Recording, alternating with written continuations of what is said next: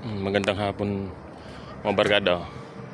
Ito yung tinitrim kong halaman. Anong tawag kaya nitong halaman sa inyo?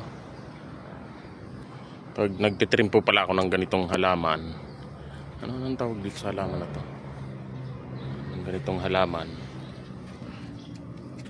tinatanggal ko lahat ng dahon. Tinitira ko yung mga lumang sanga, yung mga dati niyang sanga. Ganyan ako mag-trim. Kinakalpo ko.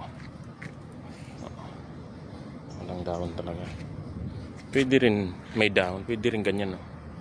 May dahon kung anong gusto nyo. Pero ako tinatanggal ko yung mga dahon kasi para pag tumubo mas maganda. Yes, Tagalog, mas maganda. Hindi, mas maganda talaga.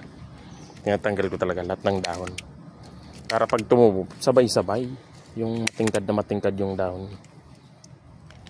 yung berdeng berde, hindi yung may luma at saka may bago. Kaya ang ginagawa ko, naubos ko yung dahon.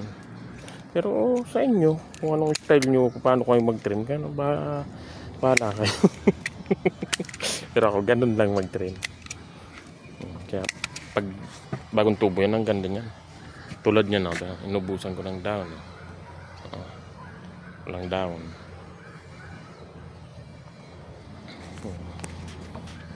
Kahit yung nandun so may wala ring dahon. Pero pag tumubo yan, ang ganda niyan.